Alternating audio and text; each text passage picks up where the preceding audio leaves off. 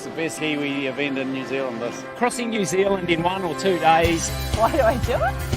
Because I love it. 3, 2, 1, go!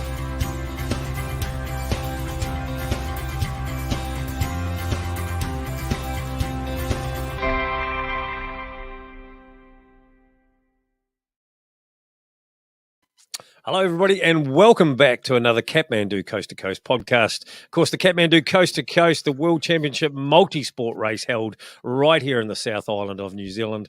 And our job here at Team CP is to help you get from the start line on the West Coast all the way to the East Coast where the finish line is. Richard, dipping your toes in the water on both sides, mate.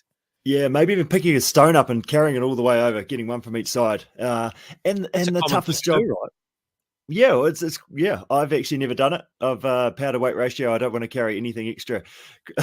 It's hard enough as it is. But yeah, no, it's good, isn't it? To as just to visualize that standing on the start line. And that's probably what people are doing now, aren't they? Just can I actually get to that start line? What's it going to feel like when I get to the finish line?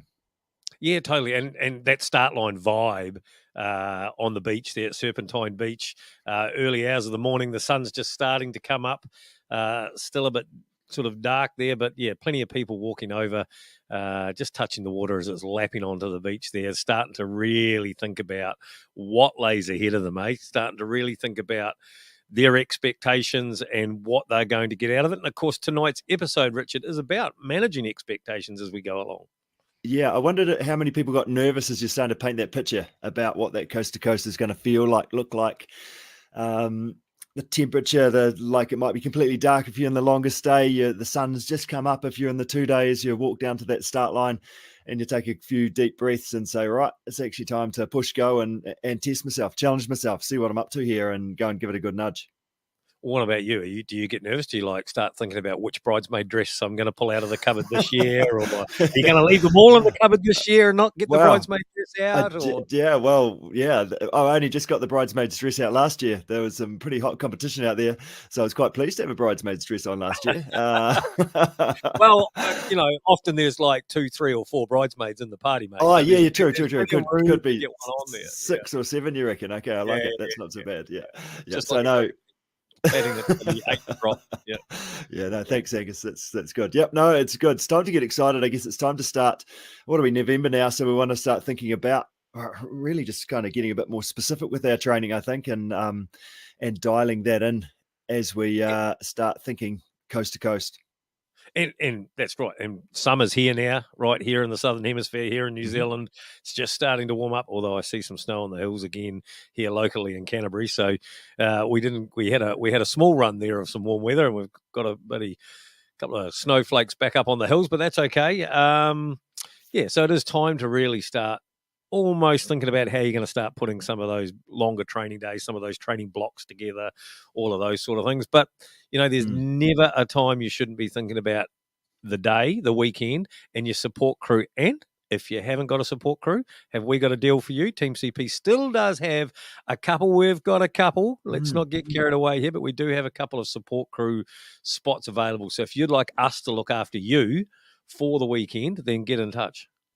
Absolutely. Yep. So there's a couple of spots there, and that's a great way just to take a bit of the organization and stress out of that side of things. I can just focus on me, and I guess we'll take you along with our support crew system that we've been doing over a number of years now, and get to enjoy the event, meet a whole bunch of different people as well. So that's available for only a couple of spots left. So if you're thinking along those lines, definitely get in touch. Yeah. And of course, we always talk about the Coast to Coast community. There's plenty of Facebook community pages. There's plenty of people helping everybody and all sorts of training and adventures and all those sort of things. Also, Team CP have a Kathmandu Coast to Coast Skills Day coming up. You've added an extra day to the book, Richard, the 8th of December. Yeah, this was really awesome. Last time we ran it, we've tied in with Top Sport Kayaking. So set it up by Waimak Gorge Bridge, the end of the kayak stage. So doing some river stuff, ferry gliding and reading rivers and things with the Top Sport crew. And then at the same time, doing some kayak technique video analysis, and then some rock running, river crossing sort of side of things, and then some bunch riding and racing. So it's a great little spot up there where we can do it all, get our feet wet and really think specific coast to coast. So if you want to dial things in and get a bit more specific with your training and learn a few tips, there's lots of things that we've got to share. Jump on that and send us a message, and we'll let you know more about it, or jump on the Team CP website and all the information is there as well. Exactly. Now we've got an absolutely, as always, another good show lined up for this episode of the Kathmandu Coast to Coast podcast. And the Coast to Coast is often about reunions. Every year people roll up to the start line and they see people and they haven't seen them for a year or a couple of years or whatever. And there's all these reunions go along. Tonight on our podcast, we're actually having a little, unbeknown to us, reunion of our own, because two of our guests actually know each other. We're going to catch up with Alice Mullins to start with, who was the pupil.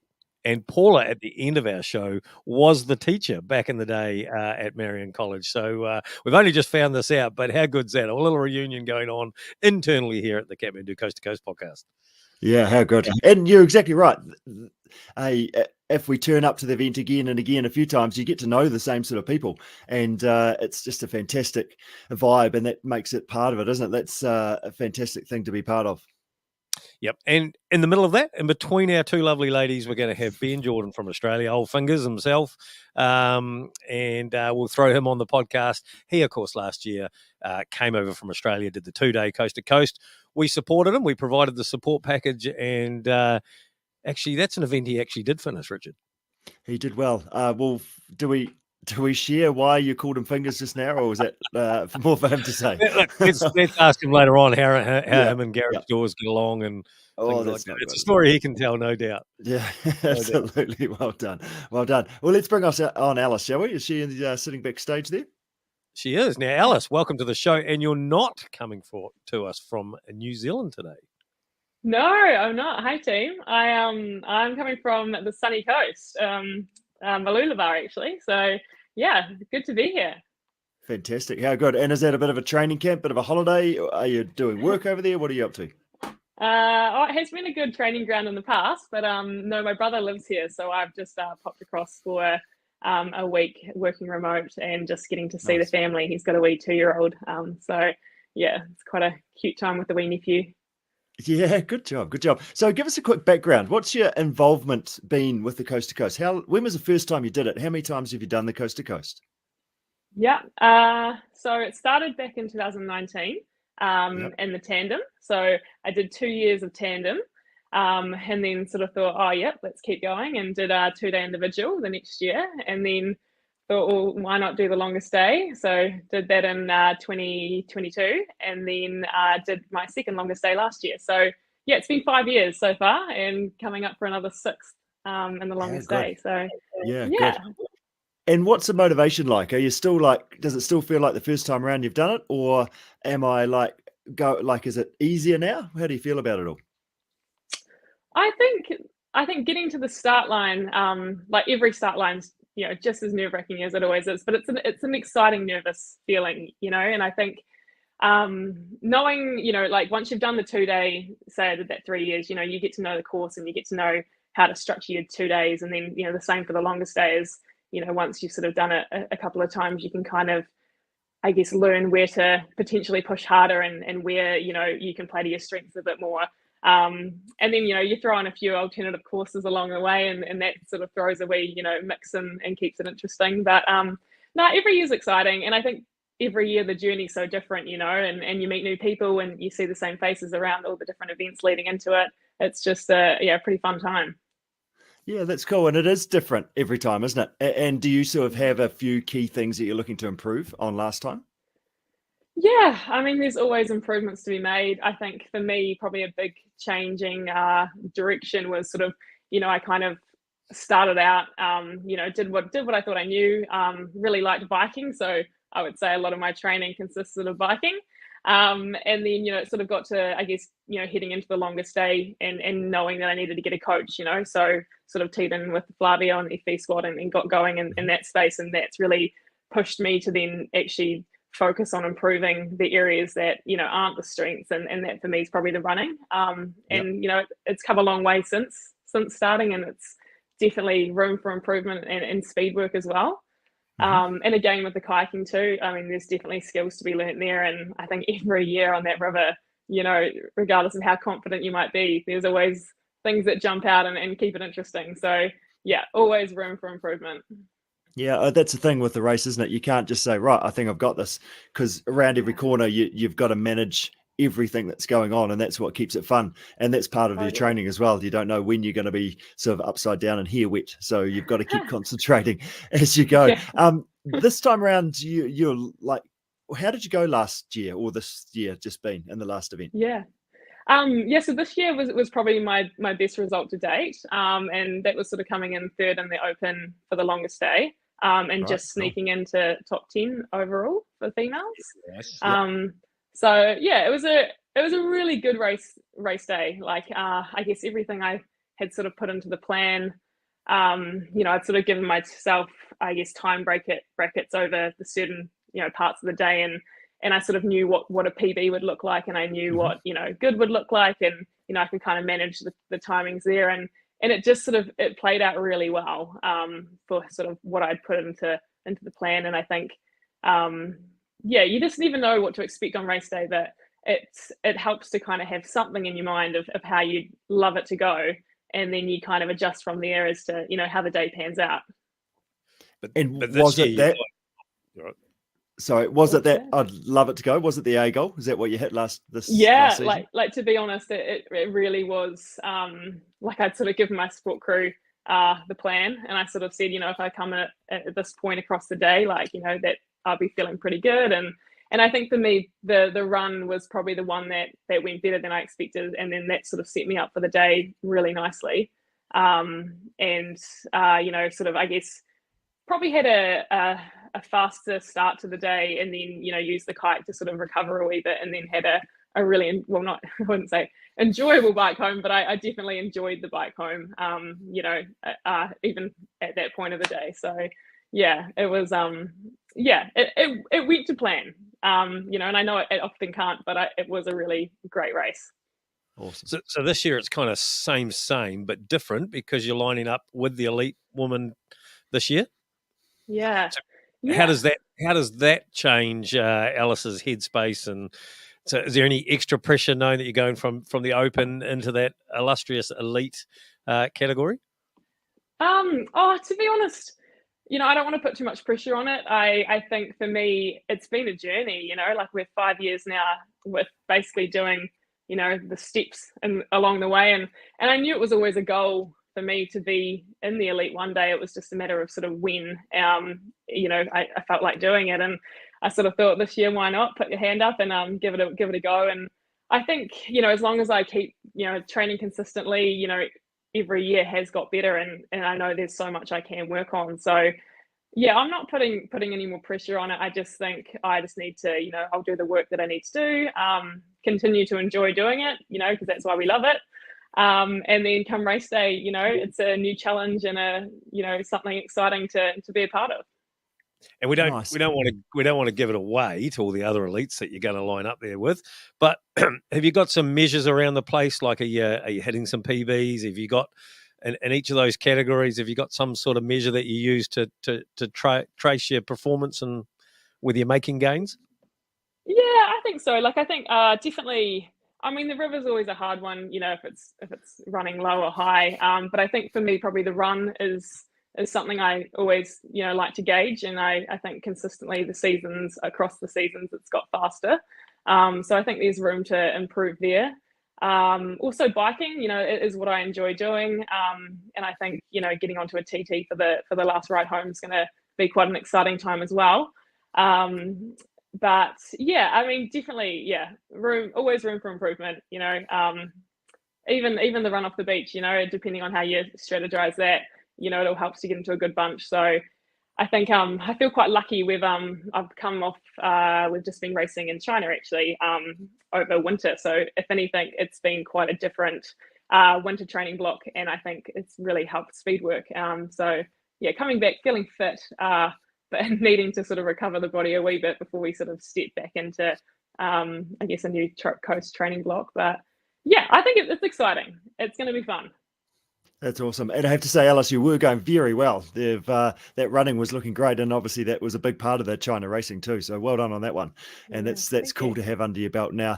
How have you, like, you talk about yourself and your own performance and things, but how do you, like, a big part of that sort of, I guess, nerves and things come from the expectations of others, your friends and family. They sort of, okay, well, Alice did in the top 10 last year. We expect to maybe get a few more places, improve a little bit this year. How do you manage that? Oh, look, I think, I surround myself with pretty positive people who know me pretty well. And I feel like, my family are super supportive and friends as well. And I mean, to be honest, I don't really feel the pressure from those who are close around me, I know people can always sort of chuck the comments out there and, sort of ask, oh, what do you think you're going to do this year? But I think after doing the coast to coast, so many years, every year is just so different. It's like someone asking you, what time are you going to do? And you're like, well, what's the river going to do on the day, Yep.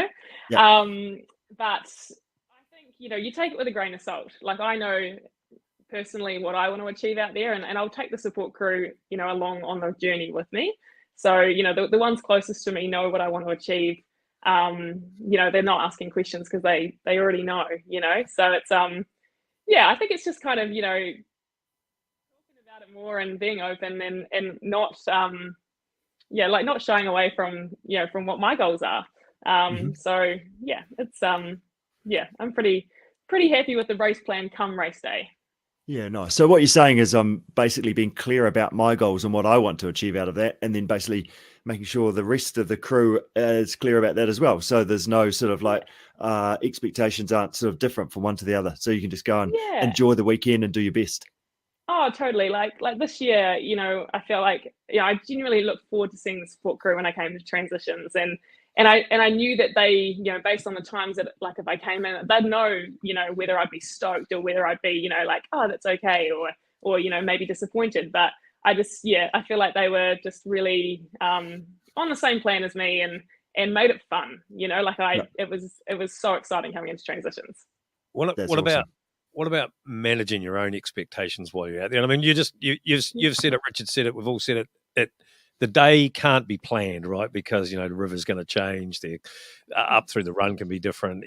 No coast to coast is ever the same. No two coast to coast is ever the same. But expectation-wise, can we assume, and it's a dangerous thing to do too, but that you'll have some expectations against some of the other elite females that you go in there, right? So in the back of your head, you'll have an expectation that actually I want to run with, or I want to be with, this group. As that changes throughout the race, and if it doesn't go your way, or if it goes better, how does Alice adapt her own expectations? And does it make a difference do you need to readjust as you go along to help yourself through it? Yeah.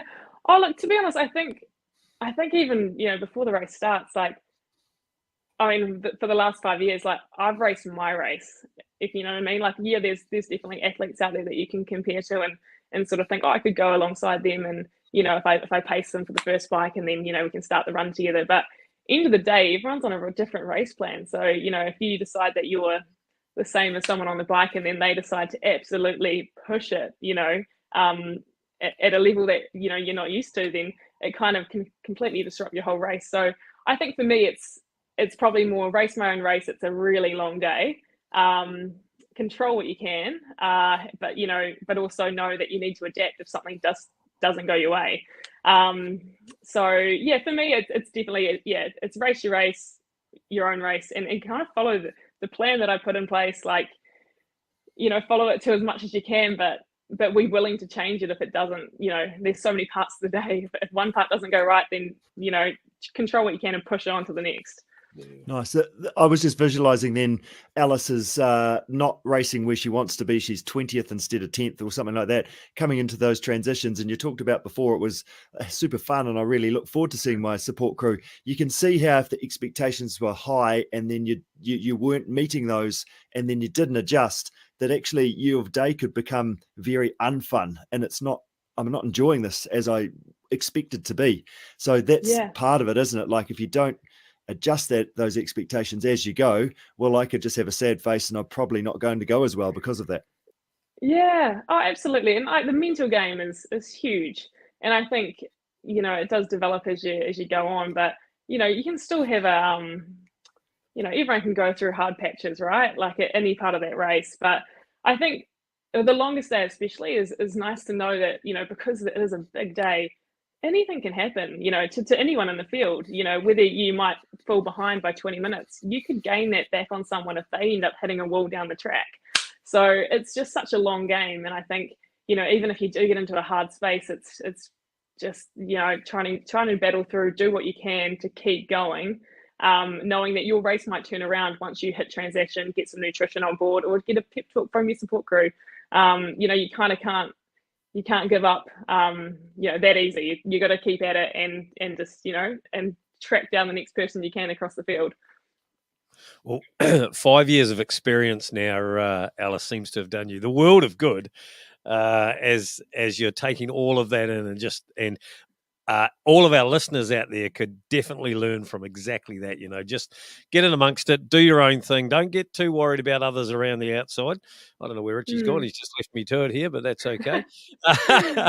But yeah, like that's probably one of the key things that we talk about a lot of the time. Don't worry about what's going on around you. Just think about what's going there. So I know that's easier said than done. Probably so much easier said than done, but worth it if you can. I was thinking about that when you were saying about, just on the start line, forget about everyone, and you could go and chase this person down the road. And I'm just thinking about Richard Greer, who that's the only way he knows. I think I don't think he can do it in his own head. He's got to go. He just sees the competition and he's got to go. But yeah, and you've got to play to your strengths too. Like I guess if sprinting's your thing, then go for it. But if you can kind of back your biking and you sort of play it to how the day needs to unfold. It's a long day. You don't want to overcook it at the start. Yeah, exactly. Well, Alice, go well. Well, of course, for your first lineup in the Elite Women's race, the Coast to Coast, Kathmandu Coast to Coast World Multi-Sport Championships. It'll be 2024 when you line up on that start line. So all the best, Alice. I hope your training goes absolutely swimmingly well, and we look forward to seeing you over there on the West Coast. Brilliant. Hey, thanks so much. Absolutely. Thanks, Alice. Well, I don't know where old mate Richard's gone. He seems to have dropped out on my page and left me to it here in the studio, which is not unlike him. But so what we'll do is we'll carry on. And I've got my old mate Ben Jordan here that I can throw in here. Ben, come in, mate. Come in from Australia. Everybody's in Australia today by the sounds of it. It's the place to be, Angus. It's the place to be. Mate, how are you getting on? Yeah, I'm doing all right. I had a minor mishap recently, but we're moved swiftly on from that. Do we need to talk about that or not? Or we just let that one slide? Happy to go to therapy now if you want to. No, that's okay. Just hold your fingers up for those that are watching this. Hold your fingers up and show them what happened. Yeah, that stopped you from making a start line, didn't it? Yeah, it did. Yeah. I've always said the hardest thing is actually getting to the start line. That's exactly right. Richard talks about that all the time. Is the biggest accomplishment is getting to that start line, and you just never know what's going to happen in the background. Ben, you joined us. Garage door just full, eh? Garage door. Watch where you put your fingers. There should have been a child warning on that, shouldn't there? Correct. Yeah, mate. Hey, so you came over last year, or this year it was 2023, for your first attempt at the Coast to Coast, and in the 2-day. How did that go for you, mate? Yeah, that was awesome. So yeah, came over in February to do coast for the first time. Never done coast before. Like I'd done a heap and a bunch of endurance sport before. So like a lot of cycling. I've done a few Ironmans. So yeah, coast was always kind of on my bucket list. So yeah, came over in Feb and had an awesome time. Yeah, and how did it go? Like, how did you end up? We're talking about our expectations. Did you live up to your own expectations over the weekend? Yeah, so I suppose in terms of the event itself, I'd always known it was like just one massive adventure basically, and just 2 really good days out. And in terms of that, it definitely lived up to that, and probably even better than I thought it would be. Yeah, just just the other people around you was probably the best thing about it. Just that comradeship that you got with others, and kind of everyone on their own little journey, but in this race, and it was really special to be part of that. In terms of my own performance, yeah, look, I was really happy with it. I suppose I was most nervous about the paddle before the race, and I got down the river without swimming, and that was kind of my main aim. The mountain run, like I've been over Goat Pass a couple of times before, and I knew it was rough, but it just gets rougher, and it's just never the same. Anytime you run over it, it's just so different, and you're like, are we there yet? Like, are we at the hut yet? And it's just goes on and on and on. And it's amazing because of that, but also you do have some pretty dark times when you're on that trail run. So yeah, it definitely lived up, and I really enjoyed the day. And I didn't get a place for next year, unfortunately, but I'm kind of gunning for a spot for 2025. Did you know anyone that had done it before? Nah. So I used to live in the UK before I lived in Australia, and I remember probably like in about 2010, there was some like UK triathlon magazine that was speaking about like world's hardest races, most extreme triathlons, and I was like, oh, and Coast was there, and I would just be like completely blown away by the concept of Coast, of one, not only going from one side of the country to another, but just all the different elements of that and the different skills that you needed. It wasn't your bog standard, run, bike, swim. There was this whole new thing called kayaking that you had to learn. And it wasn't just roads you're running on. It was mountains and clambering over boulders, and that just ticked a lot of boxes for me. So it had always been on the bucket list. And when I came over here, it just made it so much more possible because it was so much more close. It was so much closer. Right. You actually came. How many weeks before did you? In fact, actually, you got married and then came on your own for your own honeymoon. Yeah. So very luckily, Coast to Coast was part of my honeymoon. So I'm super lucky to have a very understanding and supportive wife. Yeah. Look, I came out in like early January, and I'm super lucky as well. I do have a job. I do work, but I was lucky to be able to work remotely during that time. And I would say that was a big tip I would offer people. Like, it enabled me to get onto the course, so to get over Goat Pass a few times, and probably most importantly to get down the gorge a few times. I'd done a lot of my training in Sydney Harbour, so like my paddle technique in terms of paddle fitness was great. And I could paddle a tippy surf ski, in surf, and was loving it. And I actually felt like super confident before I came out to Coast. I was like, oh, I'm going to smash the paddle. Like, this is awesome. And then I went on my first run down the gorge with Top Sport, and I was just like, well, far out. Like, this isn't Sydney Harbour. Like, this is a braided river, and that was just really different. So I just didn't have those river skills, is what I discovered. Like, I could paddle well, I could paddle fast, but I didn't have a clue what a bluff corner was. I didn't really know how to paddle rapids at all. But like, being over there enabled me to not only get those skills, but also then like feel confident as well. So on the day, I went from first time down the gorge, falling out 5 times, thinking, my God, how am I going to complete this? To like on actual race day, having no dramas, feeling really confident and getting down there with no swims. So yeah. So you came over and you used our Team CP support group, obviously coming from overseas and turning up here. I guess, did you ever think about that maybe you could come over and do it yourself and bring some people, or were you always on the assumption that actually what I need is some expert help here, or Yeah, I actually know. So I'd got in touch with Richard, and Richard was coaching me anyway for it, which was just awesome. Like, just helped prepare me really, really well. But I didn't really know about the support package, and I'd kind of spoken to my now wife and been like, oh yeah, I'm doing this race and I just need you to help me transition. I had no concept of what transition was at Coast. And I thought it was just something like an Ironman, and I was like, oh, I'll be fine. Like, babe, you just hand me some stuff, put some food in my mouth. Like, there's not too much to do. Nothing to it. And I started watching some videos and I was like, oh, there's a bit going on here. and Lauren, my wife, I kind of showed her stuff. She's like, yeah, I don't think I can really do that. So anyway, I found out about the Team CP support package, and it just took all of that anxiety and kind of worry away from me, I suppose. Like, it was good knowing that there were people who knew what they were doing, had kind of seen athletes go through multiple times in, you know, kind of multiple states and multiple aims, and that just really helped. So it was just, yeah, it made everything like really smooth in transition. You guys had like the best spots as well in the transition, which made it really easy for me to kind of come in and out. Don't tell everybody. Yeah, sorry. And there was just like no flapping as well. Like there was no flapping. She's a well-oiled, well-drilled team. It was, and it wasn't just actually the transitions. Because I did the 2-day, you have the overnight in Klondike Corner.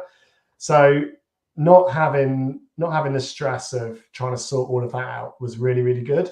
And there's little things like Sandra telling us what time we need to be on the start line, so us not having to walk over and find out what our start wave times was. So I think it was all those little things that just took what could be quite a stressful thing doing into actually quite an enjoyable thing, and you can actually just focus on like dealing with the event in front of you.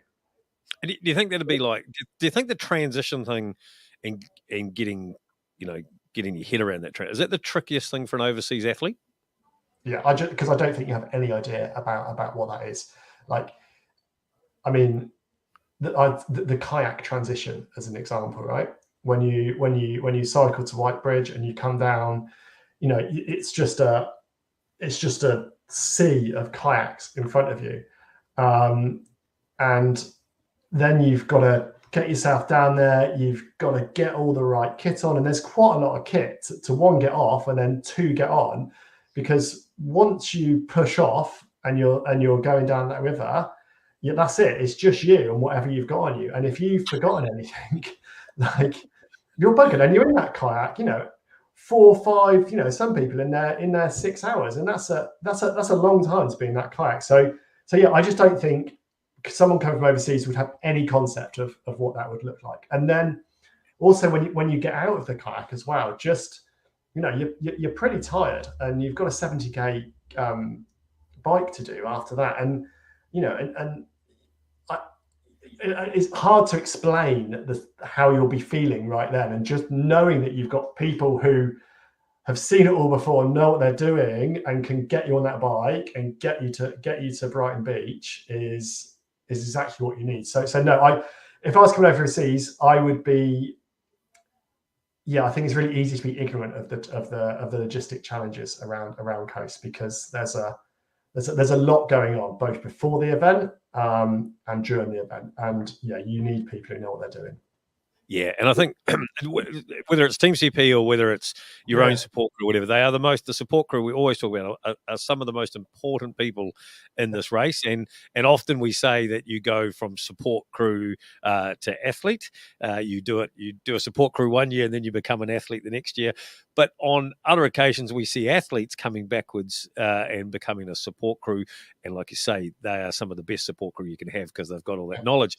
And I believe you're coming to give back next year. You're going to come and be a part of our support crew package and try and give some of your learnings back to the new people coming in. Yeah, definitely. Yeah. So yeah, I'm going to come back for Coast and help as part of the support crew. In February. And I think the reason I'm doing that is one of the best things about Coast was just the other people that I met. I met people, you know, for like 24 hours, 3 days, and they're like your best mates within like 4 hours of meeting them. And you get to Klondike Corner and you're camping and you're best buddies with everyone. And then you find out who's in your start wave in the morning. So like I was in the same start wave as Boyd, who was a guy who came over from Ireland. And we were both pretty nervous about the kayak leg, but we kind of had this like nice pact between us, and we kind of shared in that adversity together. And then on the bike leg, we almost both didn't want the bike leg to end, because we were like, oh God, the bike leg ends, we've got to get in that bloody boat. But we both kind of helped each other through that kind of time. And that was really nice. And just, yeah, I really enjoyed like like then when those sort of boys then get to the finish line, of coast as well. Get a medal. Yeah, and go to the middle. I just felt it's just that shared experience that you've all gone through together, and it's not just you that gets you. It's not just you that takes yourself from one side of New Zealand into the other. There's a huge amount of people supporting you through that, and it's really special to be part of that and part of someone's journey in that. It's awesome. Yep. Just before we go, Richard's actually finally got himself back and got himself organised. In fact, we might even bring him in. I've been just holding him out there in the cold, here he is. He's back. But Ben, probably what's some key learnings from you as a now completed the Coast to Coast 2-day and about to come back as a support crew? What would your key learnings be out there to all of those that are listening to our podcast? If they're listening to it for their first time, what advice could you give them? I would say get organised early. Like there's quite a lot of kit to organise for Coast, and it sneaks up on you. I got myself organised quite early, and I was really happy with that. I saw others who didn't and saw them struggling. So work out get yourself organised early in terms of the kit that you need. That's really, really important. I generally don't know how to have done the event without a coach. I just and a coach who actually understands the event and know the event. There was a guy who I got to know over Coast who had a coach, and he didn't really know what Coast was, hadn't experienced a Coast, and he struggled on some elements. But I think getting a coach and getting someone who actually knows Coast to Coast is absolutely vital. And also, I suppose connect with others is the best. I connect with others, but probably a bit later than I should have really. So I think find other people who are doing the event. There's some great Facebook groups, and just connect with others and start talking to them. I've had a few people reach out to me over in Sydney and been like, I've done Coast. Can you come have a chat to me about it? And it just makes such a difference because you just have so many questions because it's such an unknown. Yeah. So for me, get organised, get a coach and connect with others, because the best thing about Coast is just going for that experience with everybody. And I suppose finally, just enjoy the whole process. Don't just focus on that race. Coast really is a process, and that training, you've got to enjoy that training. You've got to really get into it. Don't just focus on the race. The race will be amazing. You'll have an amazing day, but enjoy that whole process of getting to that start line because it really is special. It really is worth it. That's great advice, Ben. I think that's the key thing, isn't it? And everyone's really willing to share as well as the other key point. Love sharing the experiences and helping others as well, which is pretty cool. So, no, that's awesome. Well, look forward to catching up with you in February as part of our support crew and being on the other side of it. It's going to be interesting to see how nervous or you're probably going to feel quite relaxed for a start, but then actually a little bit sort of gutted towards the back end, I would have thought. Yeah, exactly. Yeah, wishing I had that medal. Yeah. Beauty. Thanks, Ben. Thanks for coming along. And like Rich says, we'll catch up with you a bit later on, mate. All right, take it easy. Well done. Cheers, Ben. Now, for all our listeners out there, they'll have no idea. If you're watching this over Facebook or YouTube, you'll notice that old mate here did drop out. You got a bit of bad Kiwi internet going on there again, Not sure mate? what's going on? I don't think it was my internet. It was just my computer. Just sort of everything just went shut down. So a couple of restarts later and we're good to go. Good. Didn't even know. Seamless. I'm sure you held it together well. The Garmin was telling it needed to rest. Is that what it was saying? Yeah, 48 hours worth. Yeah, that's right. Ben made a good point there about the friends that he's made just over last year, and he's actually talking about Boyd, our resident Irishman, and we actually had a whole group last year, didn't we, on our support crew of Irish guys, all came over together. Boyd's been pretty vocal about the medal that he got because only 2 of them went home with a medal out of 7, was it?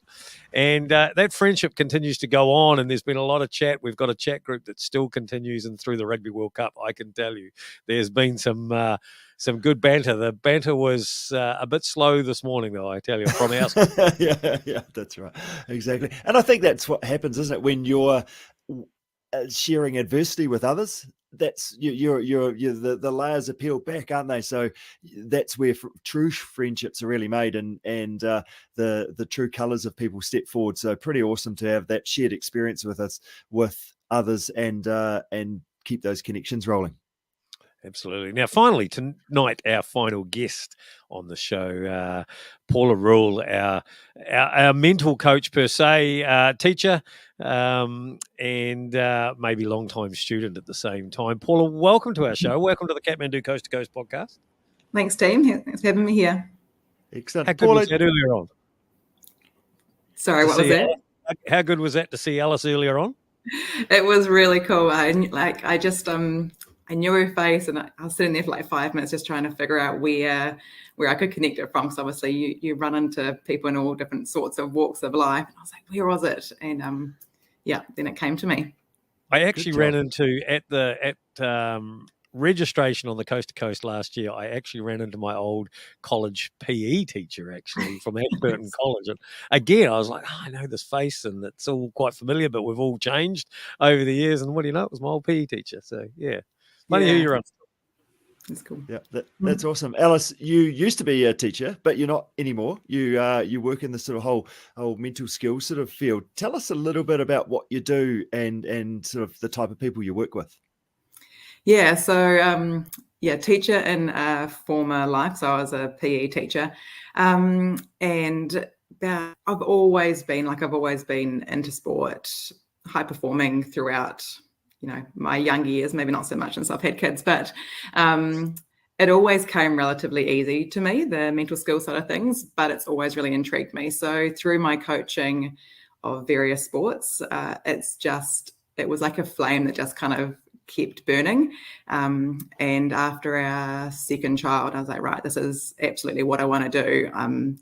So I transitioned, out of teaching and into the mental skills space, which I am still doing and absolutely love. So I kind of work with all ages, like teenagers all the way through to adults, sports all the way through to corporates. But sport's pretty awesome. So it's a great foundation to work on those mental skills. And type of people you're working with? Is it high performance? Is it like, how do you get your clients? What type of people you're working with? Yeah, to be honest, it's a real variety. Some high performance, some that are just maybe struggling with some anxiety or some stress. They just want some coping skills or some easy to use techniques. Lots of referrals. Yeah, it's pretty much how it goes. Mm-hmm.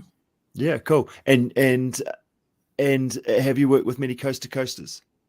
I haven't actually. So it's pretty interesting, like listening to Alice and Ben talking, because it's a new space for me, and I've known people who have done it.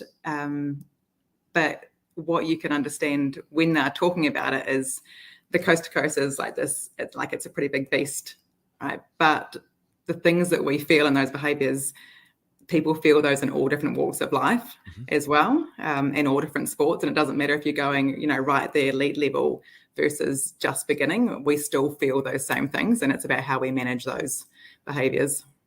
Nice. So I guess you've got a bit of a toolbox and a whole bunch of different skills and things like that you're looking to try and teach people.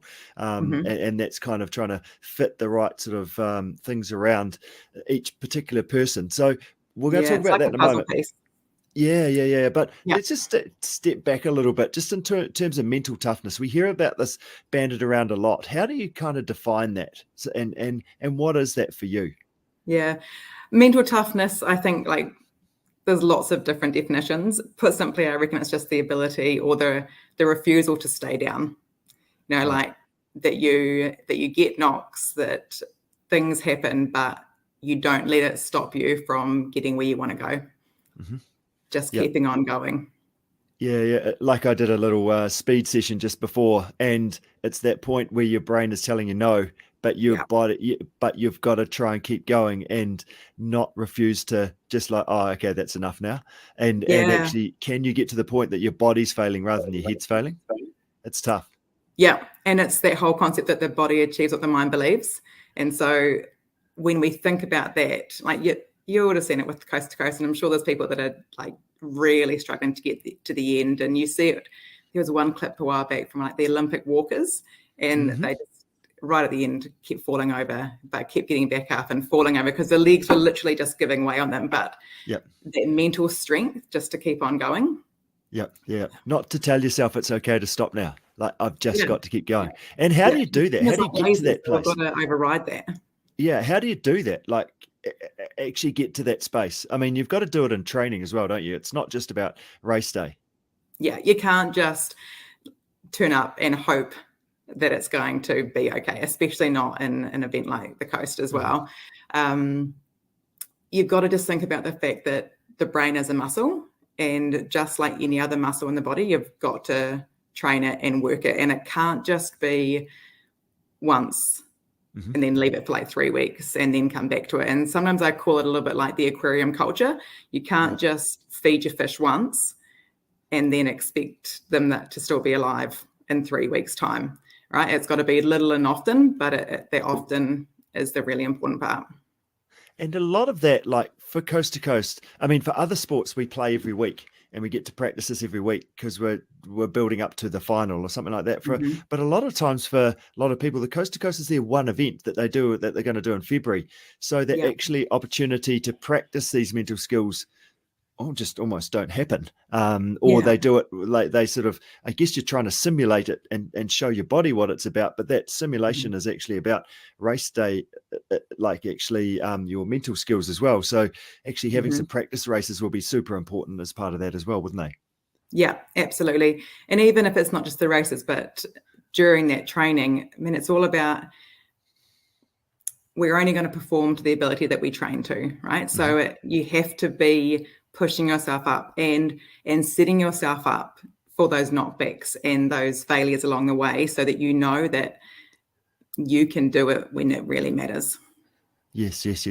Yeah. We talked at the start a bit about expectations with Alice specifically, and that's a big part of nerves leading up to the Coast to Coast, and actually standing on the start line comes down to the expectations of others and the expectation of yourself, especially in those times when the result and the performance actually really means something to you as well.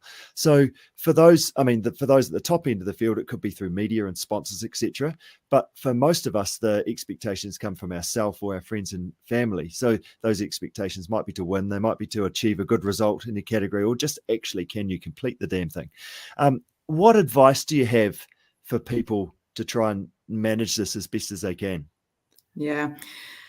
I think, and it's quite a hard one to sometimes get your head around, it is about putting all those expectations on yourself during your training and during your prep. And then when you get to that start line, or even before, once you step out of the car or out of the van, it's actually about leaving all those expectations to the side and just getting out there and enjoying. Because we know that two of the real key performance indicators for a consistently or a good race is about being happy, and it's about being calm. And the reality is, if they've just got all this stuff going through our head, our brain just can't process it enough. We'll go into that fight, flight, or freeze mode. There's too much stress. We've got to figure out a way to rewind or unwind all of that so that we can just be in that moment. And a big part of that is knowing that your prepping and your planning has been all that it could have been, so that when you get to that line, you're not sitting there going, oh, what if I'd just done that little bit more training? What if I'd asked those questions of my coach? What if you don't want those what ifs. Those what ifs are when you're in your training. Yeah. But when it comes to race, being free as much as possible. Yes. And that's mentally. Just saying to yourself, I've done as best as I can with the time I've got available. Let's just go and give this a crack. Let's just have it, just challenge myself, walk forward to that, and let's just see what happens. Yeah, and Alice said it too in her section as well. It's like just running your own race, because if you've got people passing you and you've hit this expectations, like that can really throw you off your mental game. And if your mind's over there, it's not where it needs to be, and you throw in rugged terrain and you're risking injury, it can be a pretty big downward spiral. That's right. And as you say, like a big part of training is actually just gaining the skills to be able to fix a tire or tape your boat up, or figuring all those sorts of things. So having time to kind of think through what could possibly go wrongs is a really important part of being free, isn't it? Yep, it is. Knowing, and the same with like the support crew, like just knowing that if this went wrong, this is what I'm going to do. If this went wrong, this is how we're going to manage it. And knowing in yourself that you are adaptable, and just kind of that mindset that throw anything at me, I've got it. Yeah, and I guess that's also comes out of that race plan, is that, well, actually getting some of that stuff out of your head, actually writing some things down, so then you can sort of go through the day step by step. What's my nutrition going to be, and what, how am I going to pace myself, etc. Yeah, and I think that planning and that prep is a big part of the mental skills. It's not always just about mental skills. Isn't just about in the race at the time. It's everything that leads up to it, and just those disciplined behaviors, being intentional, being purposeful, and being skillful with our planning and our prep.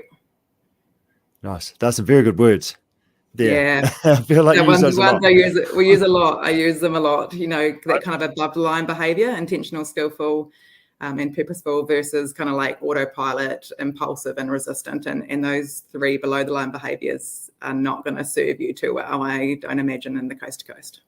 So you were saying earlier at the start that you were a teacher in a former life, but I don't believe that at all, because I think everybody's learning a whole lot here right now. You're still teaching to this day, I tell you. Yeah, like it's a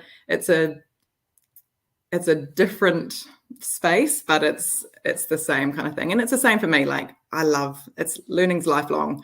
I'm always like nerding out about different parts of the brain or performance or the research that is out, but I find it really interesting and I love sharing it. I want to help people be better.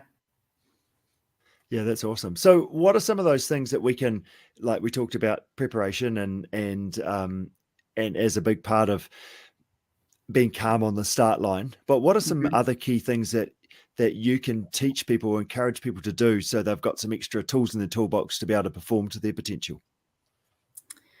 Do you mean in terms of like outsourcing, like resources? Oh, yeah, I guess so. Yeah. How else do we because they like sports psych, they talk about we need to be preparing now. It's not something we can just do a week before. And big part of that is that training, the stuff we've talked about. But what other things that can we do to help ourselves out just to, again, perform to our best? Yeah. So are there any other resources? Yeah. What else should I be thinking of? Yeah. I think self-awareness is a real big one there as well. Like knowing how you are most likely to respond to certain events. Like some people are really adaptable, others are not so much.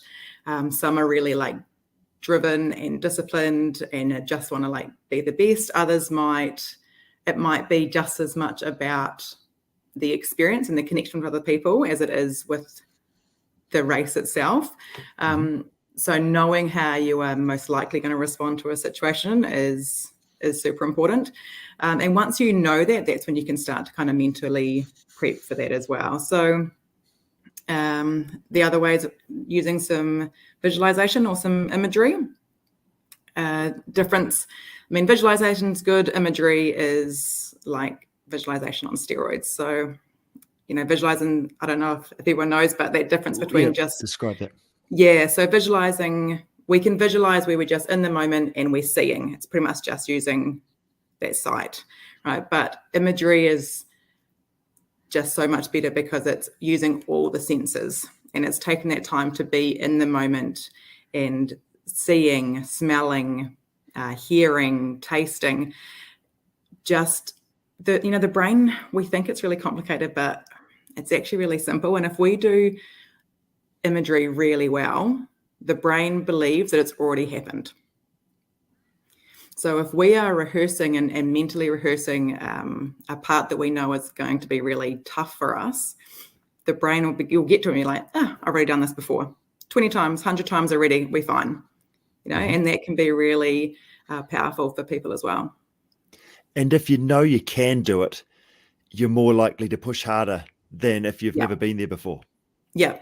But also research shows that if you know that it's going to be tough, you can actually push further. You need to prep yourself that it's going to be, the most exhausting experience that you've ever had. So then when you are through that full exhaustion window, you're like, I knew it was coming. This isn't a surprise. Versus being like, I think it's going to be, I don't think anyone's going to go into coast to coast thinking it's easy, right? But just knowing if you just setting it really high and then having that as your mental threshold. Yeah.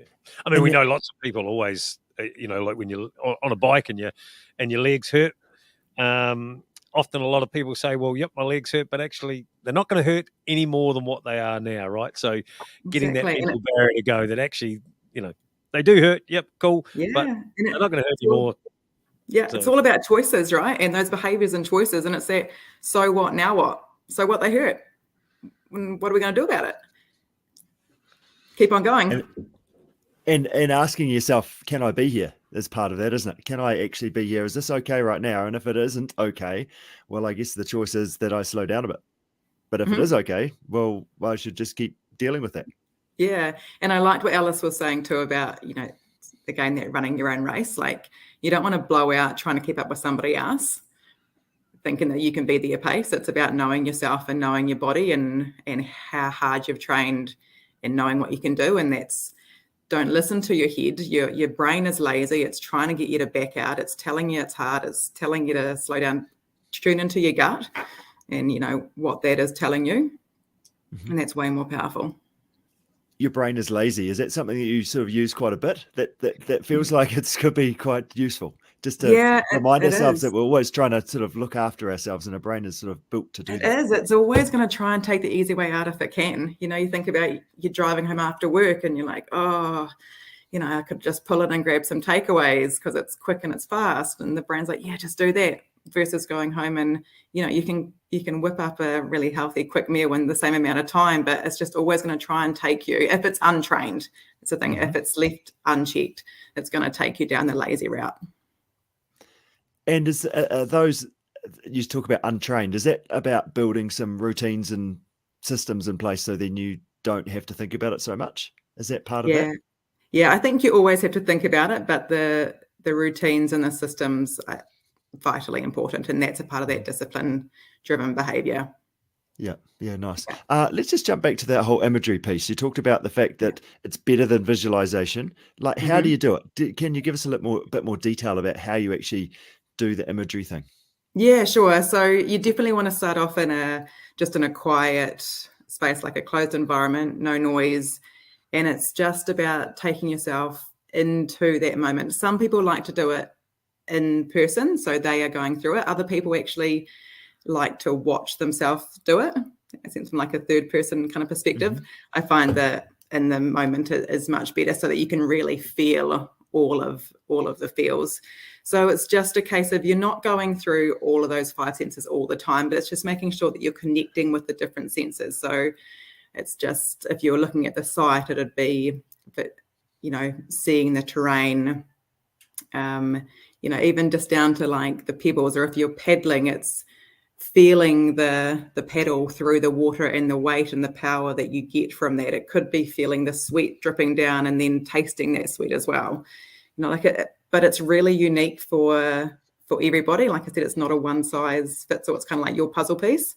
I worked with a power lifter once who, when we did this, her taste, I was kind of expecting it to be like sweet, and she was like, cheeseburger, and it's like, it's really unique and individual, and for her, like, that was what it was. So like, I think she bought like a cheeseburger candle, so she lit the cheeseburger smelling candle when she was doing her imagery. So again, you've gone over Goat Pass, the different parts of it, you know what it's going to feel like. So it's really taking a moment to sit down for yourself in a quiet space to really think through what it's going to be like when you get there. Yeah. And it's, if it's in the run and how much your legs are going to burn, like, just fully experience that. Yes. Yeah. So you want to make it as real as possible, so your brain thinks it's already happened.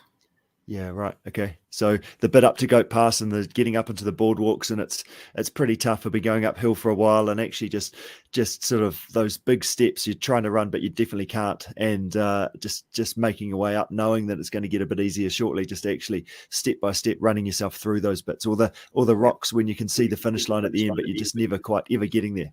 Yeah. Just be in it, mentally prepare for it as much as possible.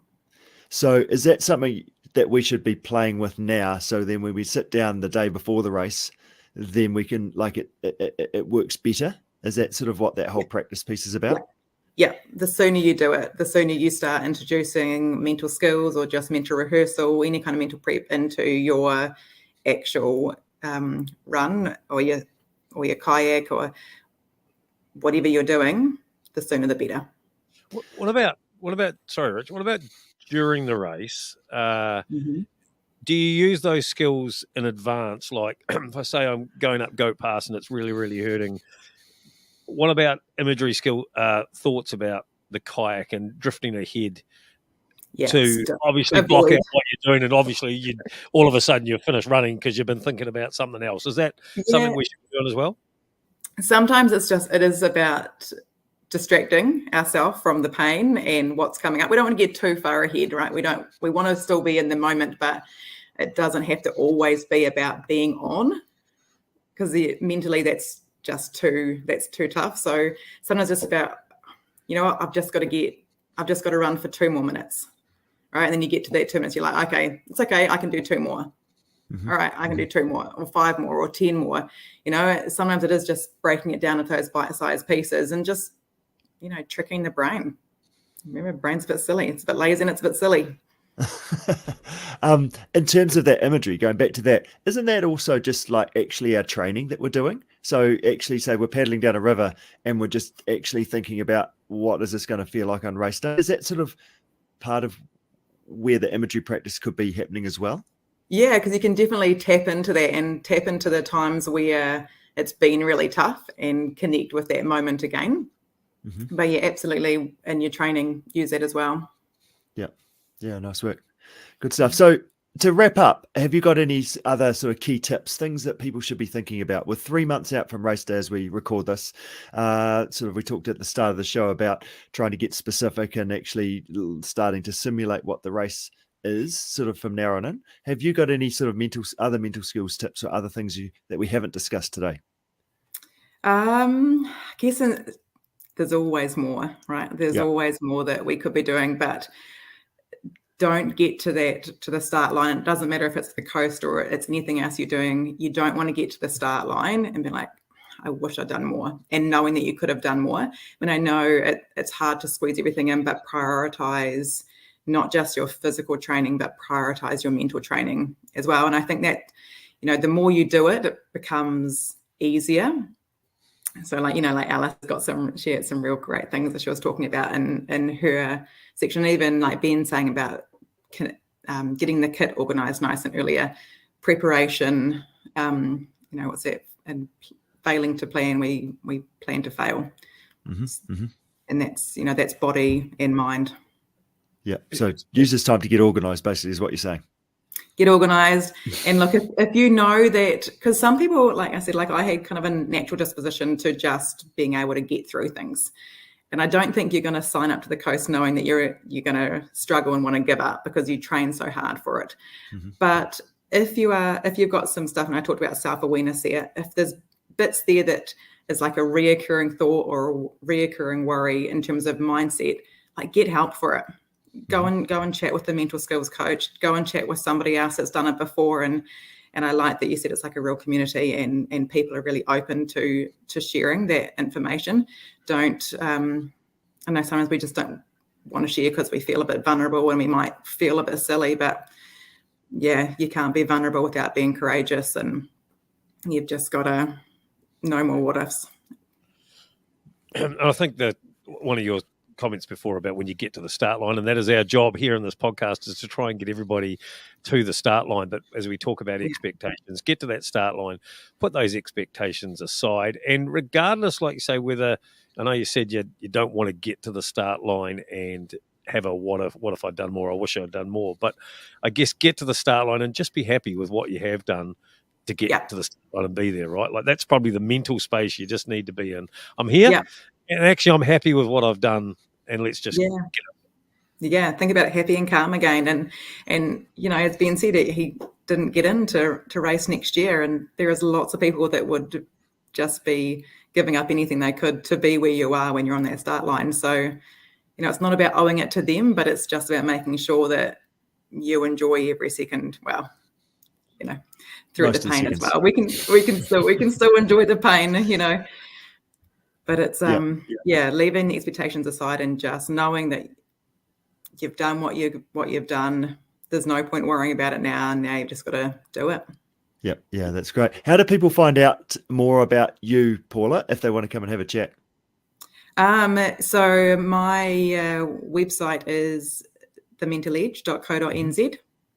So people could do that, or paula@thementaledge.co.nz email. There's some stuff on my website, but happy to get in touch and chat with anybody.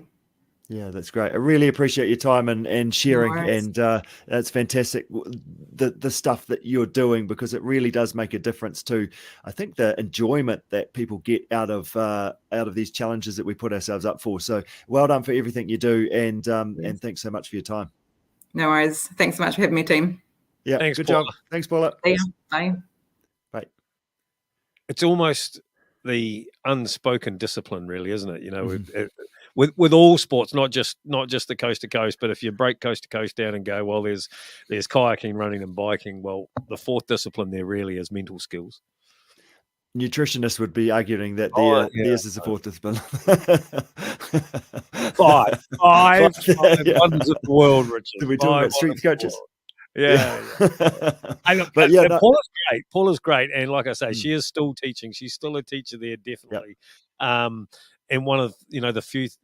She just said so many things there that were so good, but that want to help people be better, and I guess that's what we're striving to do at the same time. So, but some cool things there, like the body achieves what the mind believes. You know, that's actually a really, really good saying. You know, like you say, you got to trick the brain. It's lazy.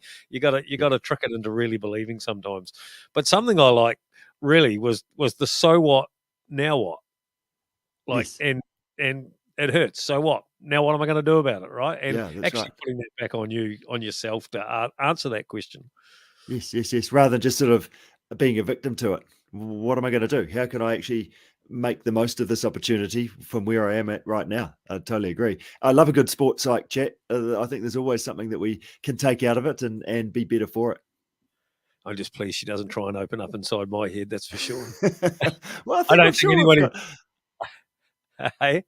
I'm sure that we've added a few tips there. I'm sure this is improving. I've refrained from asking about the start line next year. I have. So, but I think as maybe season 6 rolls around, we could sort of keep nudging away. Let's move along. Hey, well, speaking of the start line though, like the waiting list is coming down. We do hear that there's a few people dropping out and things. So if you are still on the wait list, keep checking that wait list. Don't stop training. Keep going, because who knows? In fact, I see there's always a team popping up looking for another team member wanting to join and all those sort of things. So don't give up on your dream for the Kathmandu Coast to Coast yet. That's for sure. 2024 is still alive. And that wait list now, it's moving quite quickly, like just churning through, and it will get faster and faster as lots of other people will like, well, I actually haven't really prepared, so I'm not into it this time around. So if you enjoy your training, if you're getting amongst it, and it's not too much of a extra hassle to kind of keep involved, well, definitely just keep your hand in there, see what happens. Absolutely. Well, that's another great episode of the Kathmandu Coast to Coast podcast, Richard, as we're starting to build now. So like I said at the start of the show, summer's arriving. It's starting to warm up. There's lots of shots over the internet of people starting to get in their kayaks and starting to paddle rivers and short sleeves on bicycles and all those sort of things. Yes. So the vibe's starting to pick up as we head towards the 2024 Kathmandu Coast to Coast. That's right, absolutely. So sing out if you want any more information about that support crew service, as we've talked about today, the Coast Skills Day that we've got on the 8th of December. Sing out if you want to come and hang in with me and learn some more coast to coast specific stuff. But stay safe, enjoy your training, and make sure you get out there and have an adventure as you prepare for the Kathmandu Coast to Coast 2024. And we'll be back in the very near future with another great episode. Until then, train hard, stay fit, stay well. We're going to get you to that start line in 2024. Thank you very much for joining the show. It's the best Kiwi event in New Zealand, this. Crossing New Zealand in 1 or 2 days. Why do I do it? Because I love it. 3, 2, 1, go!